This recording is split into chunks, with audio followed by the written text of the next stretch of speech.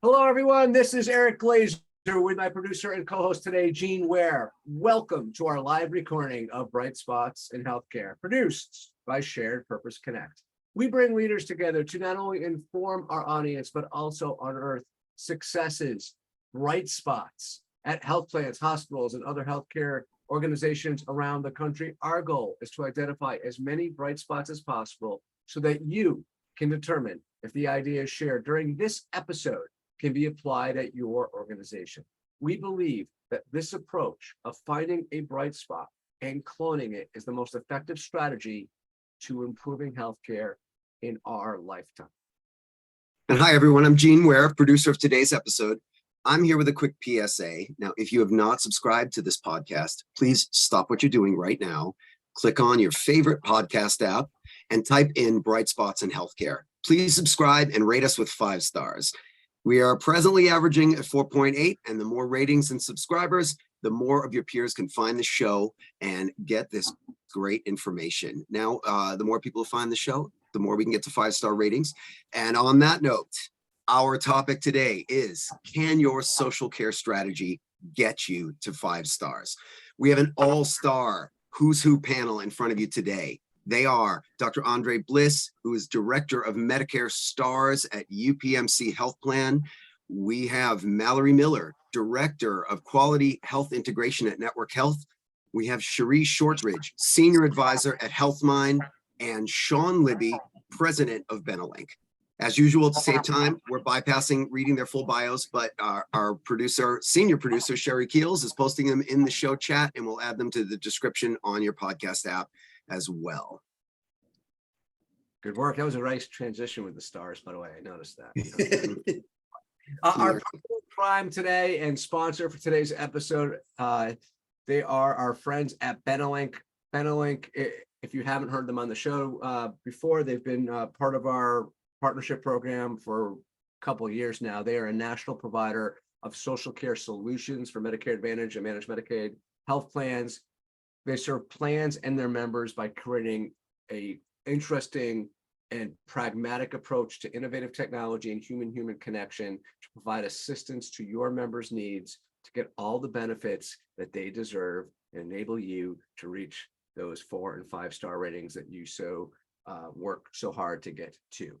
I want to start the show off. We're actually going to do something I usually don't do, but we're going to actually start with Benelynk. Libby is the president of Benelynk, because I want to start with the Health Equity Index, which is relatively new, but everyone's been working through this context. And I want to, Sean, if you don't mind, let's talk about the impact that the Health Equity Index is making on health plans' approach to product development and the overall approach to quality. Because as we know, the index reward will take effect for 2027 star ratings, but already measuring performance in 2024 and 25. So essentially, it's started already. Can you provide just an industry overview of how this is changing how health plans do business? Sure, happy to. And thanks for having me on, Eric and Gene. And thanks everyone for spending a little bit of your Thursday morning and afternoon with us. So about the Health Equity Index, we all know that it's replacing the reward factor measuring performance, as Eric said, in 2024 and beyond. And we all know that right now the subject population is those who have a, quote, social risk factor. And effectively, those in the denominator are duals, members with the low income subsidy, and those whose OREC is disability. And the index is a measurement of disparities in providing healthcare to this population. I think one thing that really stands out is the definition of that subject population is that it was really clearly crafted to start with the easiest to define objective population using these measurements that CMS already had, who are the duals, who are the LIS, and who are the disabled population, right? So I think that was a logical place to start. But I think we're already seeing the indicators that this idea of who has a social risk factor is going to go beyond that, right? And that means that there needs to be a way to identify this population that quickly we're going to be looking for that's not just looking at the duals, the LIS, and the disabled population. So it raises the question of sort of what happens next and what should forward-looking progressive plans be doing in terms of thinking about social risk factors and this really important health equity index that we all know we're we're working towards. So to skate toward where the puck is going, I definitely see there's a bunch of different approaches that we're seeing implemented in terms of understanding that population that could have a social risk factor.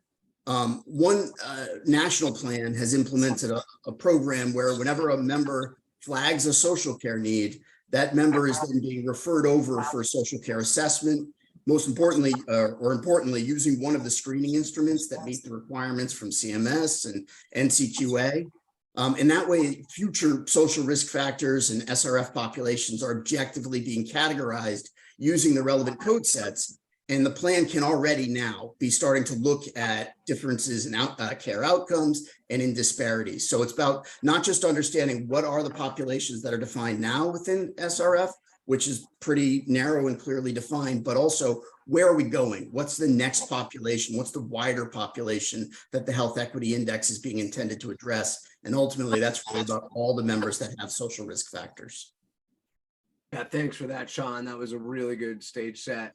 Before we move on, and Jean's kind of ready to shoot with another question, Sean, I think maybe, and I don't want you to panic here, your mic's causing a little bit of background noise. I did some QA. I think it's yours, but I'm not positive. And so I don't know if you're accessing your regular mic, because usually I don't hear that on your side. So while we're moving on with the interviews, take a look on your end, but definitely mute while you're doing that, because we were definitely getting a little bit of background noise. Not that we couldn't hear you, but I think it'll affect. I heard that. I'll switch over to a different mic. Okay. Awesome. Well, guys, hey, now that we have that great overview, I think it makes sense to kind of double click on some real world examples, dare I say bright spots. So Mallory Mueller is the Director of Quality Health Integration at Network Health, and they only have 5 and 4.5 star products. Hey, Mallory, how is the Health Equity Index driving Network Health's approach to MA and dual members? Thanks, Jean. Yes, I think, Sean, you teed that up beautifully for me in terms of, everyone needs to be reading the tea leaves on kind of where do we go next. So I don't think you get to be a 5-star plan or maintain a 5-star without looking ahead and trying to plan for the future. So at Network Health, we're really building a comprehensive approach to addressing social determinants of health. So I think we've all heard the statistics, right, that social needs are really driving 80% of healthcare costs and health outcomes. So we feel like that is really the foundation for our Health Equity Index strategy and how we address some of the disparities in care. So we have developed an internal process to really prioritize our population and look at how do we gather social determinants of health data. So we've formally adopted one of the approved tools that the HEDIS social needs screening measure allows us to utilize. So we've adopted the American Academy of Family Physicians assessment tool, and we have our care management staff doing outreach and collecting data using that tool. In addition to that, we've also partnered with a vendor partner, Benelynk, to do some outreach on our behalf to gather social determinants of health data. We realize that really gathering the data is step one. We've already started looking at step two, which is really taking a step back and analyzing that data. Having the social determinants of health data is great, but you really need to take a look and analyze and determine where there are gaps in your current benefits. Are there additional supplemental benefits based on the social determinants of health needs of your membership that could help with addressing those things? Eric, you're muted. I knew that. So I want to stay with the theme of examples. Before I do, one of the biggest healthcare conferences of the year is called Health, HLTH. Some of you may know it. I'm not affiliated with that meeting in any way, but I will be at that meeting in Las Vegas on October 8th, 9th, and 10th. I think it runs the 7th through the 11th. But 8th, 9th, and 10th will be the meet at the time I'm there. I would love to meet with any of you in the audience that want to connect, just to say hi or even talk about programming or anything that you want around healthcare. So I'm going to ask the team to put up a poll. And those of you who want to connect one-on-one at Health, love to see you there. And I'll reach out electronically following the meeting for anyone that writes yes. And if you're going to be out there. No obligation, no obligation. So let's talk about Health Equity Index and bring in Dr. Andre Bliss. Again, he's the Director of Medicare Stars at UPMC Health Plan. Andre, how is your plan thinking about product development with HEI in mind? Yeah, thanks for the question. We're trying to adapt, what our different products and things look like, given the new HEI index and how it's, going to take the place of the new or the traditional reward factor becoming the new reward factor. So, our SRF population is really carved out, right? We have our own, standalone SNP plan that we've moved a lot of our members into. So it doesn't, we don't have a lot of SRF members that are reflective in our HMO and PPO contracts there. So we're trying to understand ways in how we can potentially smartly increase that population under those particular contracts. And then also utilize the information and knowledge that we know in having a really high performing SNP plan, how we can align some of the products and shift the products that we want under those particular contracts as well, so we can have high quality ratings with that particular group as well. So we're really early stages in that. It's just things we're trying to do some research on, seeing if that's a feasible way for us to kind of move and shift populations. At the end of the day, we know we need to improve quality amongst this population. That's like full stop. But there's other things that we're trying to do from a strategy standpoint that can help us there. So thanks, Andre. So it sounds like, just in summary, you're no commitments yet, but you are looking into a strategy of maybe carving out or embedding or including within your current HMO and PPO products / contracts SNP populations that normally or historically you haven't done. Correct. And in that, making sure that there are the right segmentations even across our state, right? Across the state of Pennsylvania, right? So just ensuring that, in our urban populations, right, that the type of benefits that are needed, for that population are reflective in our present amongst that plan benefit package that we offer in that area, maybe differing for some of our rural communities, and just making sure we have that alignment. I think the analysis and research that we all would need to do from a health plan standpoint, and understanding what benefits and things we have, also what benefits that we have that maybe are underutilized, and tying that connection into quality performance, right? If we can tie that connection into, like, members that typically use this benefit have higher quality ratings amongst this group of measures, right? Let's do some more promotion and targeted interventions and targeted outreach and promote that particular benefit. Or maybe it's a benefit we don't have yet. How can we get that in our suite of benefits that we offer for our population? So those are the things that those are the questions we're asking ourselves, and the research we're trying to conduct right now. Thanks, Andre. I see some of these questions coming in. We're going to be tight on time. There's at least one question here that fits really well within our payer and provider collaboration segment. So I'm going to hold off. I'm going to try to mix that in. Little announcement, Gene. So we'll try to fit that in. Let me, real quick, folks, before we move on, tell you quickly a little bit more about our partner in crime today, Benelynk, who I mentioned serve health plans and other risk-bearing organizations and their members by creating this human-human connection enabled by leading-edge technology to provide assistance, a personalized assistance to your members' needs as it relates to benefits, and getting them activated and engaged in the services they have coming to them that will enable them to be happier, healthier, and of course, contribute to your positive bottom line as you reach 4 and 5 stars or maintain that level. By employing one dynamic conversation that flows organically by way of technology to that human being, they are able to meet social determinant of health challenges of your members and build a stronger ongoing connection with that member, human to human, again, supported by that innovative technology. Their services are customized by specific geography and provide services to the members with specific information around that geography that allow them to get their benefits, overcome social driver challenges, all within, a short drive or walk from where they live. Their mission is to improve the lives and positively impact social determinants of health barriers by providing all of you with the information you need and with the people and the expertise and the advocacy that your members deserve. So you can check them out more at Benelynk.com. If you're thinking about programs involving a company like Benelynk or just you're trying to build your own, they have a really interesting paper they wrote on generating ROI through integrated Medicare Advantage SDOH advocacy, which I highly recommend you look if you're trying to build a business case.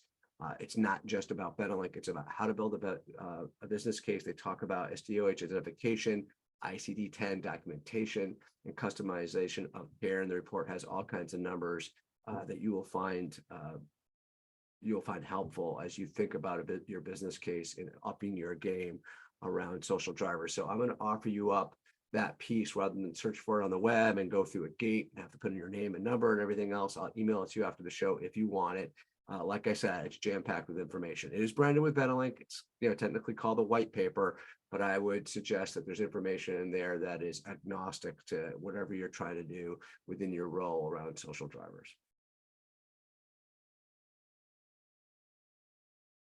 Gene, now you're on mute. Well, now we're even. Hey, Eric, I'd like to bring it back to Mallory if I can. Mallory, can you provide a specific example of product enhancement at Network Health that's driving you towards health equity? Absolutely, yes.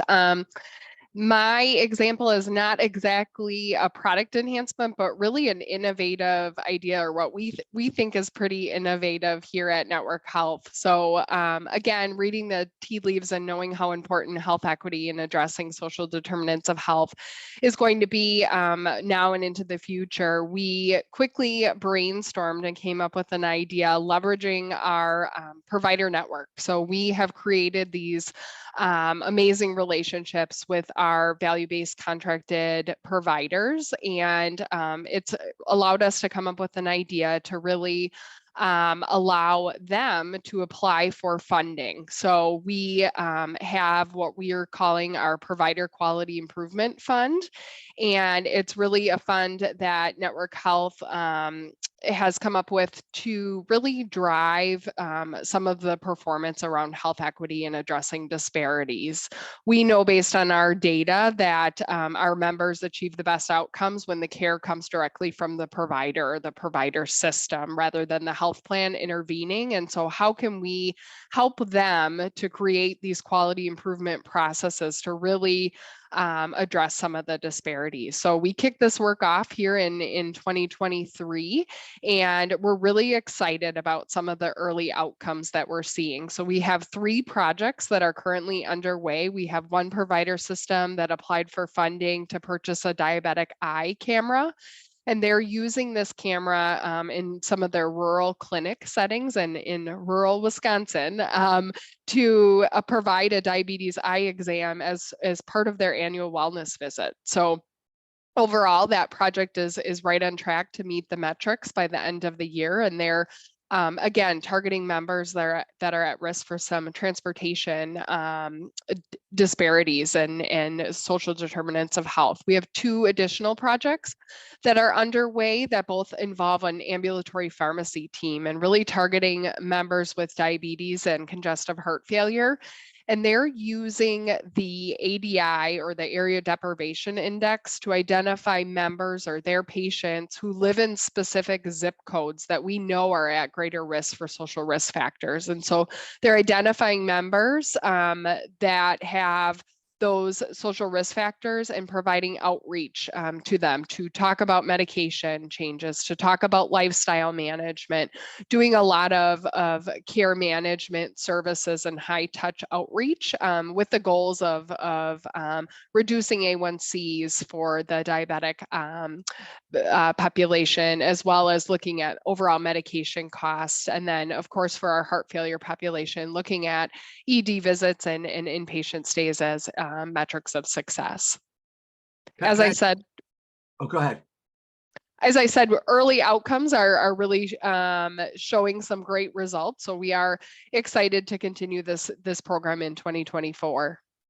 So an eye initiative for folks living with diabetes and the eye cameras in the PCP offices and rural offices you're funding.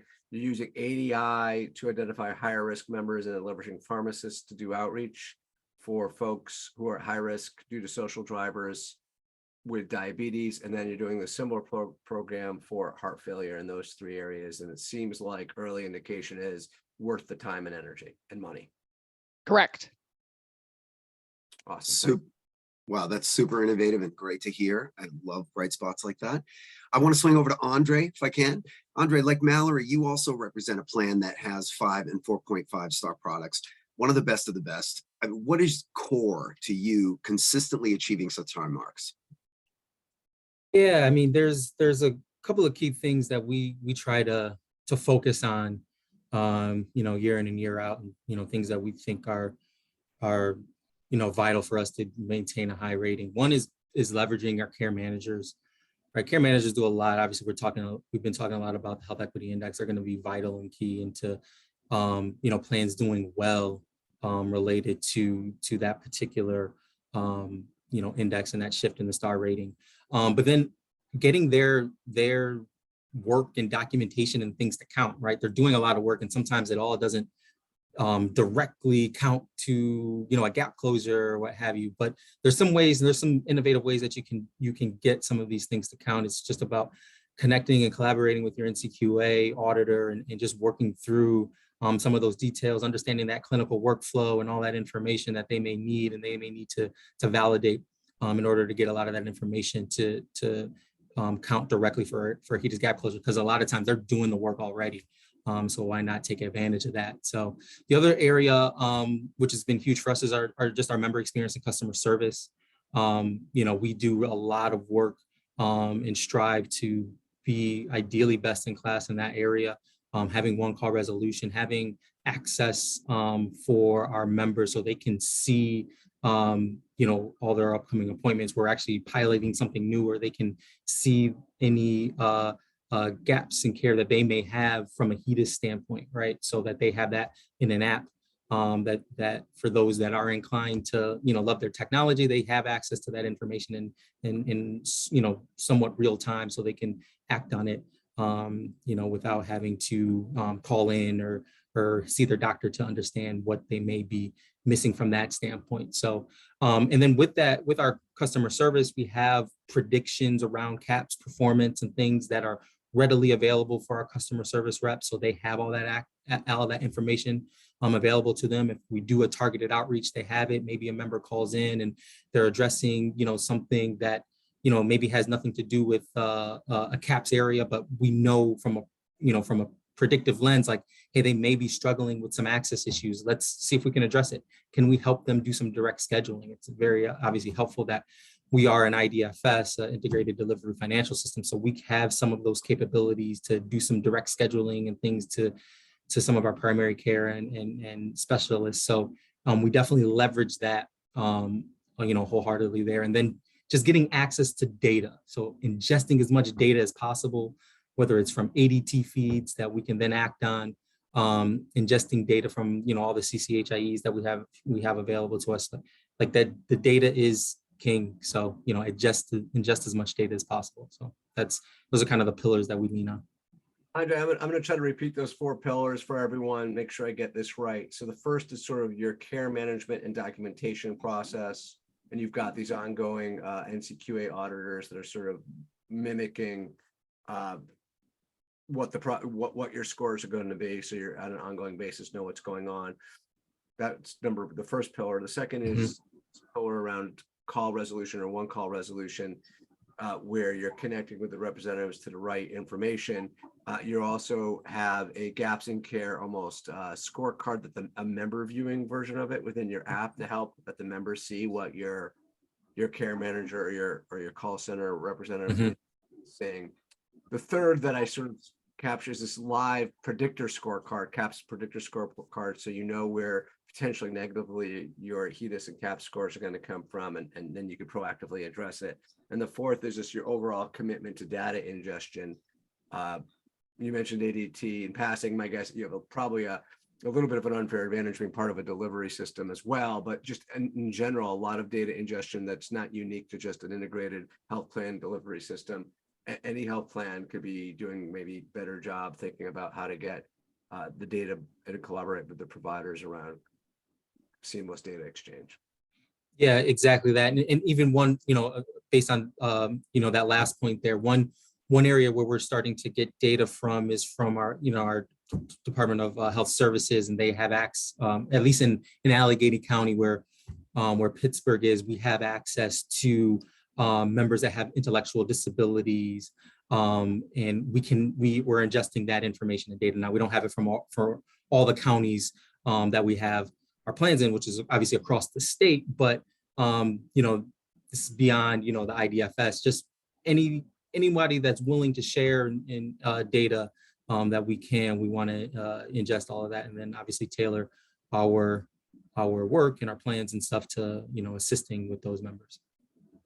Great. What we're going to do, folks, for the next half of the show is we're going to divide it up into sort of 3 sections. We're going to cover member activation and engagement next. Excuse me. Then that payer provider collaboration I alluded to, and then maybe we'll summarize it with like a blueprint on how to build the program. And that's how the next 30 should go. So it's going to be jam-packed. So strap in and get your pencil or pen ready for some note taking. So activating and closing gaps for hard to reach members like duals, age-old challenge. So Sean, I'm going to bring you back in. I think what's important here is that many of the answers to questions about activation and engagement appear to be the same, right? We talk about it all the time.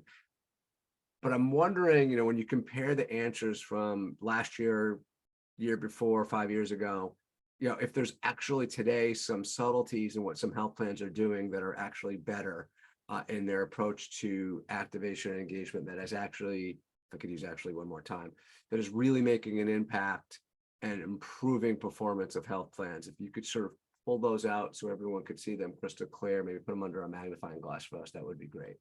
Sure. I hope the new microphone's okay. Does it sound all right? Yeah. If not, I'm going to go to holding up signs like the old In Excess and Bob Dylan things, Anyways, yeah, happy to address that. We've talked a lot about sort of, the social care elements that are in quality. And one thing that I think we're starting to see really innovative plans starting to do is to look at social care, not just as a goal in and of itself, which of course it is, but also a method to engage members more broadly, right? So one innovative approach there is, as you sort of teed up there, Eric, gap closure, right? We know that the Venn diagram of members who often have gaps and members who have social care needs, that there's a lot of overlap there. So what we're seeing is that plans are sort of taking the awareness of that social care challenge and taking that opportunity to engage with a member and provide social care assistance as a mechanism to help them to close gaps outside of social care as well. So we see this one plan we're working with, we see doing this outreach where they're outreaching to the member, talking to the member about active social care needs they have. Sort of the concept we call leading with help. What's front of mind for the member? What are they most worried about? Addressing those first, meeting those challenges first, to build trust with the member, but also just to really get to the challenges that the member is most concerned with. And then at the conclusion of that relationship saying, hey, by the way, this plan is trying to conduct cancer screenings in order to close those gaps, to say, hey, you're due for a screening. Glad we were able to help you with this. Can I help to get that set up for you? Can I make a transfer over for you to be able to schedule that appointment? So what's really great about that is obviously it's an opportunity to close a gap that's really, really hard to close because you got a member that might not necessarily engage, generally speaking. You have, at the same time, you're really closing some social care challenges. You're helping to improve somebody's lives. And it's a real member-centered experience, right? So it's something that's going to be reflected in things like CAP scores, right? The member is going to feel good about the process because their primary concern was addressed in the call, as well as sort of trying to get the care that the plan knows that they need addressed. So if I was gonna, I just want to, leading with help is a really awesome strategy. When you're thinking about the 2 or 3 components that need to be in place to effectively activate someone who hasn't engaged and thus missed their cervical cancer screening, like what are 2 or 3 things that have to be in place for everyone who's listening today? So using the strategy that this plan is using, really the key is that you need somebody who's going to be on the phone who can open up that social care conversation, and at the same point in time has at their disposal like the ability, the technology, whatever it might be, the training, all of those elements to say, all right, whatever I hear, I'm going to be able to address in some form. I'm going to be able to work with the member in order to address these, right? So in order to really make this happen, somebody has to be confident in their ability to say, tell me about what you're worried about. Tell me about the challenges that you're facing, because I know I have the experience, I have the training, I have the technology, everything I need in order to really address these challenges right there. Got it. You know, it strikes me, Sean, and put you on the spot, but I've gotten to know you and the team, Kesley, who's behind the scenes answering some questions. I'd love if people want to just pick your brain and learn a little bit more, not even necessarily about what you do as an organization as a solution set, but just how they could be better planning to do a lot of what you just outlined. I'd love them to get a chance to meet you. So if you're okay with this, what I'd like to do is put up a poll. Gene, get ready for this, where if people who want just an introductory call with Sean or the Benelynk team in general, depending on how many answers come in, I'll personally make an introduction and help you guys coordinate it, just so you could get some insights from this group and get to meet them, and no obligation to buy here, but just an opportunity to network and learn some things from some people that spend every day working on things like this. So why don't we put something like that up, Gene? And while you do that, I guess I'll turn it over to you. You're on mute again. Sorry, I can't let you win this game. So Eric, hey, I want to go back into example mode again if I can. So to do that, I'm going to bring in someone who's been very patient through this episode, my friend Cherie Shortridge, who is the senior advisor at Healthmine. Now, Cherie, can you provide an example of a plan that refocused or is refocusing their strategy around member activation? Absolutely. And thank you, Gene, for that kind intro. So one of the statements that Sean made, front of mind for the member, takes me back to my days at a mid-sized national health plan. We had about 135,000 members. And when I had the enrollment department, I had about 100 staff. Then again, a little later in life, I had the A&G staff, 100 staff again. And talking about empathy, we're sitting here in our offices, nice and comfy, and you have an aged and disabled membership that you're really dealing with. How many people are empathetic to that and really understand where they're coming from? And it's pretty easy to build these types of programs. There are programs out there that you can purchase anywhere from $800 up to $3,000. Or you can implement something yourself that's just as simple as, what conditions do we want to focus on? So you have members who are hard of hearing, who have vision impairment, who have limited mobility or pain all the time. And just thinking about, regardless of what area you're in the plan, you're impacting that member's life. If you're sitting there in enrollment, every task you undertake is making sure that these members are able to get their health care when they need it. If you're in appeals and grievances, you're dealing with members who are not very happy, and they're probably disabled or aged or in pain and having issues. So some of the things we looked at was hearing. We brought the staff in. I worked with my team leads and my managers and had them facilitate each of the sessions so that they would feel that ownership and really buy in. And that kind of got the rest of the team in. We used earplugs. We had the safety glasses with the Vaseline on it to emulate glaucoma. Popcorn in your shoes. That's really uncomfortable to walk when you've got popcorn kernels in your shoes. And then background noise. And we would run scenarios. So we would act like you're calling into the plan. Okay, you need to get up and walk across the room and get a piece of paper so that you can write some things down. But we taped their joints so that their hands were stiff. We'd make them write with their left hand, or their right hand, whichever was non-dominant. I'm right-handed, so I go to the left. So that they could see what are some of the challenges. But before we jumped into that training, we set the table and we said, what is your perception of the aged population today, of the disabled population today? When you go to the store and that person is in front of you and they're taking longer and it's a little more challenging to do and things like that. And we really did get, okay, well, here, it drives me crazy. I don't want to take that time. By the end of the session, each staff member was asked that question again, and they're like, you know what? I can walk in their shoes. So when we're talking about the social determinants of health, we're talking about this population, creating that empathy within every operational department sets you up for creating the pristine member experience, for making sure that you're thinking outside the box when you're talking to a member. What could be their barriers? What do we need to do to help them overcome them? Wow. So, go ahead, Eric. I love that. I mean, every organization should do that. That is what a great way of creating a culture of empathy and engagement, and just enable you to be more trustworthy and more engaging for all those members that are calling in. That's brilliant. A lot of hard work, I assume. It was, but the staff really, having the staff engaged in delivering that training to each other also built that ownership and created empathy within the staff. I love that. Cherie, I'm gonna keep you on the hot seat. So we heard a lot of good examples, that last one being super awesome.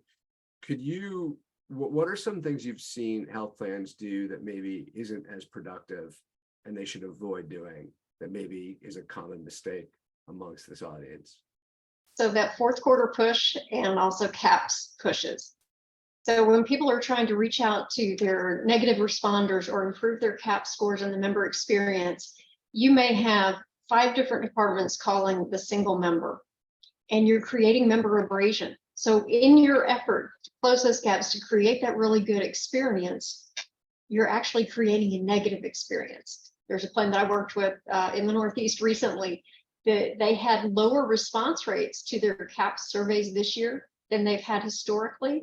And I really suspect it's because so many people were calling. The members were tired. They were tired of answering the questions, tired of answering the surveys. So finding that happy balance between enough outreach, making the member feel taken care of, and annoying them. Interesting. That's a challenge. It strikes me, folks, and there's a few more questions here I know coming through the queue.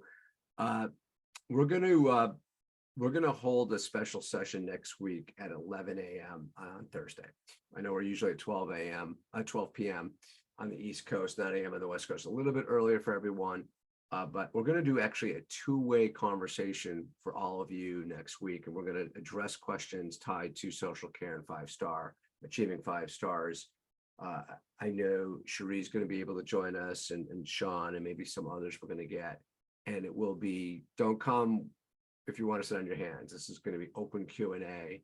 We're going to call it a fireside chat at 8 a.m. in the morning on the West Coast through Zoom. But you get the gist of it. We're going to see if that could be a productive use of exchanging information for all of you and getting some of the answers to the questions you may have. So mark that down. Actually, Gene, let's do a poll on that too. I know we're a little poll heavy today, just so we can register people. We'll send you a calendar invite, I beg your pardon, if you want to come to this 11 a.m. on the 28th, if you want to join us for that. Let's shift over. I want to shift over to payer-provider collaboration and bring back Mallory Mueller at Network Health. Mallory, the collaboration with you guys and your providers, I know, is critical to be successful here. So can you talk a little bit about how you approach making partnerships with the vast providers in the market that you work with? Yeah, I think one specific example that we have implemented really during the pandemic is really how do we work together versus parallel of one another. So we realize there's a lot of duplication going on between what the providers are doing for their patients and what the health plan is doing for their members, and really not a lot connecting the two.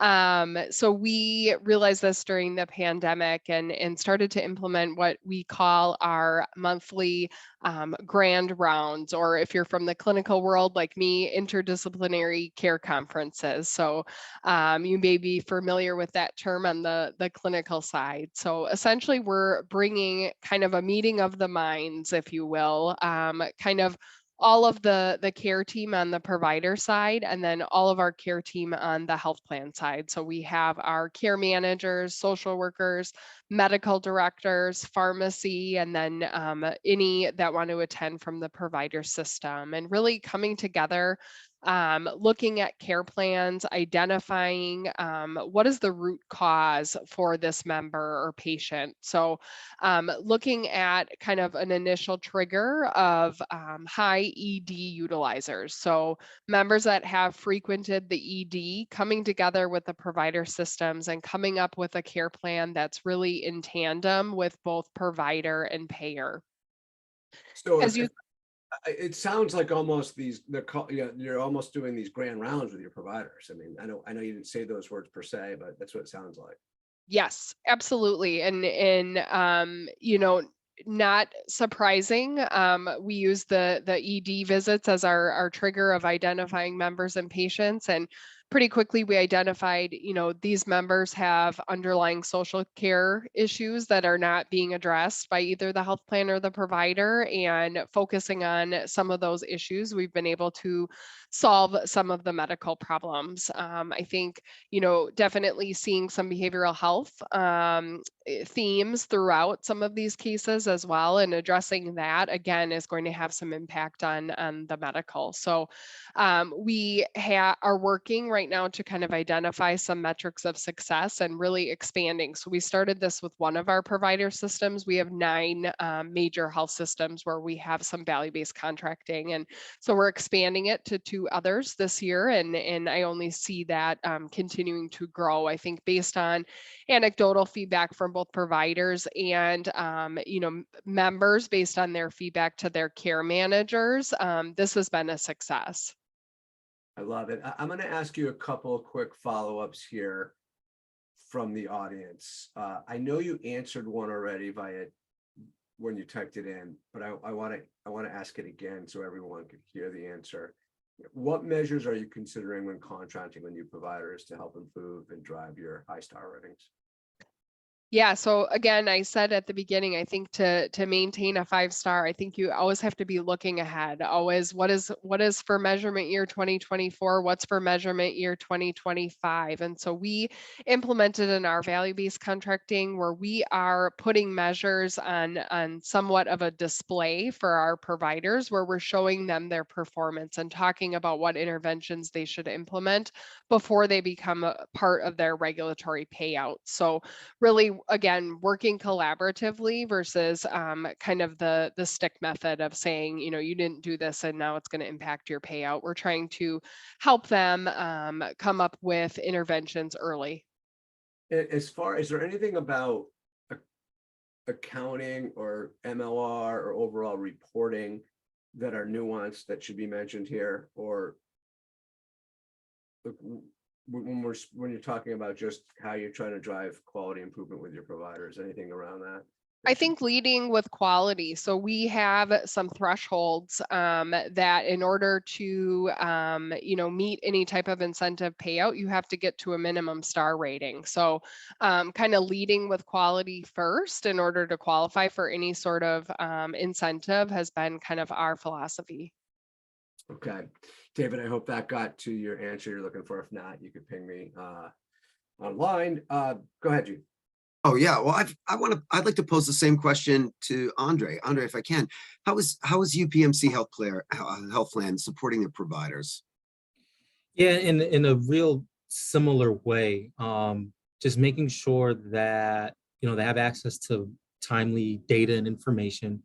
When possible, if we can assist in like MedRec post-discharge. We have a great pharmacy team that can do a lot of the outreach and actually do the MedRec, send it along to our provider groups and say, hey, these MedRecs are completed, you know, verify this information. And then, you know, they can document it all, submit claims on behalf of that, right? So doing things like that to assist. We have practice-based care managers in some of our practices, so that those care managers can do a lot of work related to maybe outreach around med adherence, and do a lot of that work and heavy lifting there. So we try to support them in any feasible way, because obviously they have incentives and things tied to that we offer. And, if they hit their incentives, that means, we're doing well in our quality areas. So just providing as much support related to, areas of focus that we have, goes a long way.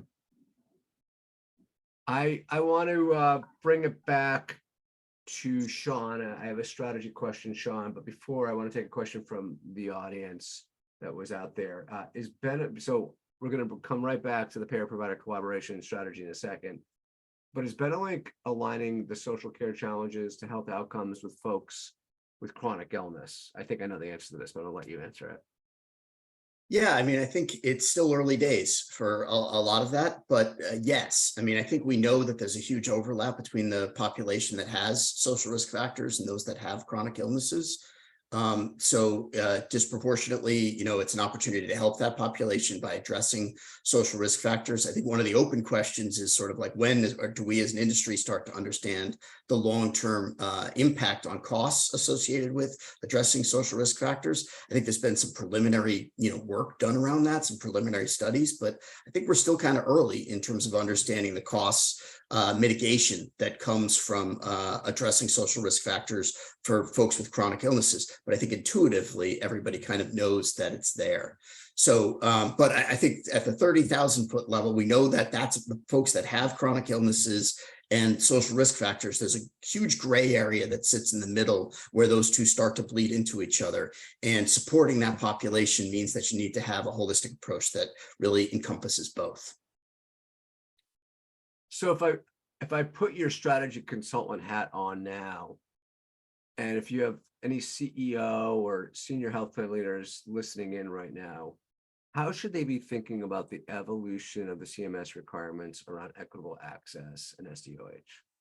Yeah, that's appreciate the chance to answer that. I do want to just briefly circle back around to something that Andre said earlier, because I think it's important, and I probably should have mentioned it earlier. When we think about the health equity index now and the social risk factors, one thing that Andre mentioned that UPMC is thinking about is the populations that are not in the DSNP world, right, that are in your MA community world. One thing to just remember is that population is not necessarily static and defined. People can be brought into that population by helping somebody to enroll in the low income subsidy, or helping somebody to enroll in most of the Medicare savings programs, in particular the QI and SLIMB programs, which will then define them within that denominator of social risk factors, without necessarily moving them into a DSNP plan, because most DSNP plans are really only going to be for full duals or, the QIMBY MSP members. So it's a really interesting thought that Andre mentioned there that UPMC is wrestling with a little bit, is saying, hey, just bear in mind that even the denominator is somewhat malleable. There's opportunities to be bringing other folks into this denominator who have these same characteristics by getting them that benefit, getting somebody the low income subsidy, or getting somebody enrolled into one of the MSPs. So I just wanted to make sure I called that out, because I thought that's a very thoughtful area for UPMC to be thinking about and working on. But to answer your question, I think a lot of really what, we're seeing these forward-looking plans doing is it's all about sort of laying the foundation. I mean, I think CMS and NCQA have clearly signaled that health equity and social care of the future, and that they're going to move fast. So when we look at things like something we haven't talked about today, the SNSE measurement, for instance, that, a lot of folks are starting to think about, right now it's asking about food security, housing stability, and transportation. But I think it's really noteworthy that from the very beginning, there's an action associated with, and how many of those individuals did you conduct an intervention within 30 days for, right? So again, as with everything else, I think that all the indications are the SNSE population is going to expand. probably the questions to be asked and the interventions to be offered will expand as well. But it's I think it's really, really important to see the way that they're pairing the identification of these challenges with the intervention right from the very beginning. So you identify what the challenge is, whether it's housing stability or food insecurity or transportation, and then how often are you able to sort of address that.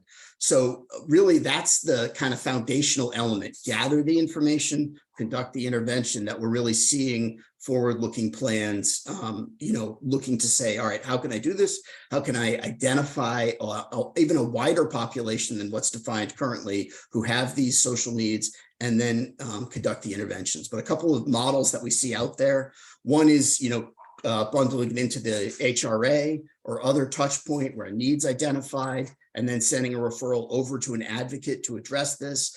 One thing I would say under this model is timeliness is key, right? The duration between the identification of the challenge and the addressing that challenge. The quicker that can be done, the less time there is in between, the more likely that success is out there. But frankly, the model that we think is optimal is the one that we're partnering with Mallory and with Network Health on, is really saying, hey, let's conduct social care outreach. Let's treat this as its own initiative in and of itself. Let's gather this information through that human-to-human connection. And then let's, at the same point in time, pair that together with the intervention. So that really the common theme is that information gathering and advocacy are as close together as possible. So, I mean, there's a lot of really this desire for social care data that's out there. And I think that makes sense because everybody sort of sees this is what's coming. And I think what I would make that recommendation to those hypothetical CEOs is to say, thinking about how you can gather that information in a truly thoughtful manner that really centers the member experience. What does that mean? How can you be gathering that information? How can you be using it to produce a better overall experience for your members? How can you be using it to close other gaps like we talked about earlier? But also, most importantly, how can you be doing that in conjunction with a plan to address those challenges? And really, it should be a plan that the member is participating in building. They need to have that agency to say, you and I together are going to figure out how we can make your life better. Great stuff. The questions are pouring in. I want to ask one about extended care health options, echoes, but what I'm going to do is let the group look at that question and ping me if we think we could address it. I'm going to continue on because I know we're tight on time. Mallory, I want to bring you back in. I want to anoint you a professor at University of Wisconsin's Business School, and you're now holding an important class to all these leaders listening in. How would you instruct them on building a program? Maybe provide the students with a step-by-step guide on how to build a program like this. Sure. Yeah. Our provider quality improvement program, like I said, we just launched it this year. So definitely top of mind in terms of how we stood this up. I think, really the center of the program is really relying on that trusted relationship we have with our provider partners. I don't think it is standard for health plans to say, hey, providers, come and apply for this money that we're willing to give you if you decide that you want to engage in quality improvement activities. So really the core of our program here has been our trusted relationships between payer and provider. So I think, building on that, we really worked on developing what specific criteria do we want to put in place for providers to have some framework of what they're applying for. So really considering what measures are we trying to impact, how many members are going to be impacted, and then really how will this initiative tie to health equity and reducing disparities. I talked a little bit about how our metrics of success, the early indicators are looking really positive. So that was another criteria of applying for this quality improvement fund, is that it had to be measurable successes, and that the provider was willing to provide the health plan with quarterly updates with, the caveat, if something's not on track, that we do expect some sort of improvement plan. I think we identified a governing body to kind of oversee this project work. And it was really important to us to have some external physicians as part of that review committee, so that we can get some outside physician leadership input on, how can we make the biggest impact on this population? So after we identified the criteria and the governing body, we really developed a policy and an application process. So really, again, putting the framework around how do we want this program to roll out. One of the key things about this program is we really wanted it to be quick and easy for the providers. We know how many things that we're asking them to document, and we did not want this application process to be a burden. So we developed a one-page application and a one-page template to provide quarterly updates that is really quick and easy for them. And again, the overarching goal of all this work is really to reduce health disparities and close gaps in care. So we really wanted to make sure that that was at the center of all of the criteria in the application process. Wow. Okay, let me see if I got this. I was taking notes here, but for the group who was listening and maybe not taking as good of notes as I was. So first, it all starts with the collaboration with your providers. So that's number one. Two, you need to establish criteria in partnership with your providers based upon impact. How many members are going to be impacted? Is it tied to health equity and some of the business goals and clinical goals you're trying to achieve? Three, and in doing so, maybe I'm being a little bit redundant, but I feel it bears its own pillar here, is metrics of success need to be clearly defined for the project, like reducing gaps in care. Fourth is you've created a governing body to oversee this program, and you included in it external physicians, so you can get their perspective and probably make it a little bit less health plan bias, is my guess. And they're in charge of how to create an application process and policies that are going to enable this program to make the biggest impact. Yes, And you then captured that, Eric. And I think one more, because I thought this was one of the big ones. You have to make the application process, simplicity is the ultimate sophistication. It has to be quick and easy process, so there's not a big administrative burden, and it drives people who want to be part of it. Yes, you captured it great. I think the governing body, I think most plans, if you're NCQA accredited, have a external quality management committee already established. And so that group has some external physician partners already on it, and they're focused on different quality initiatives. So this dovetails nicely into those agendas.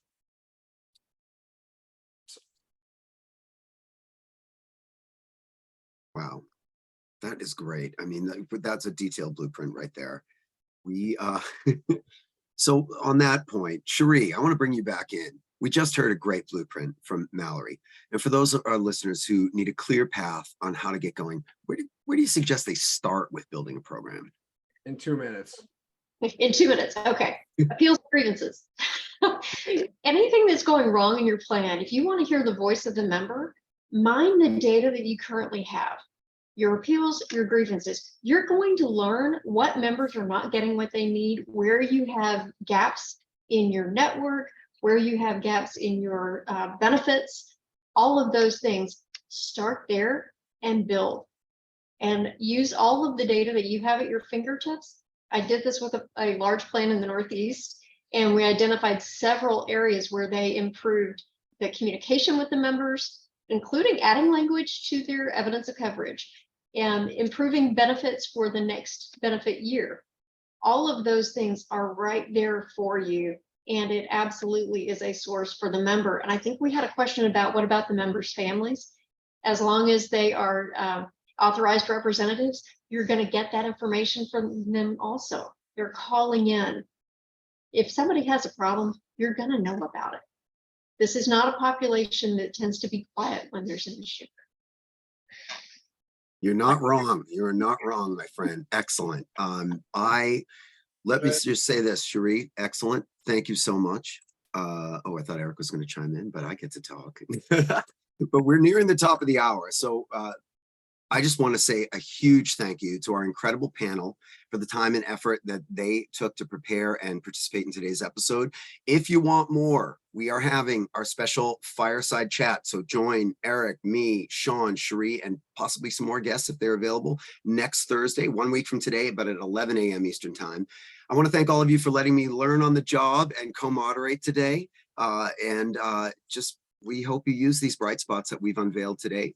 They were shared to inspire your thinking, enhance your company's current approach to improving healthcare for all of us. We produce the show for you. And remember to quote the great Eric Glazer, this is your Bright Spots in Healthcare podcast. And take care, everybody. Great job, Jane. Thanks, everyone. Thanks, everybody.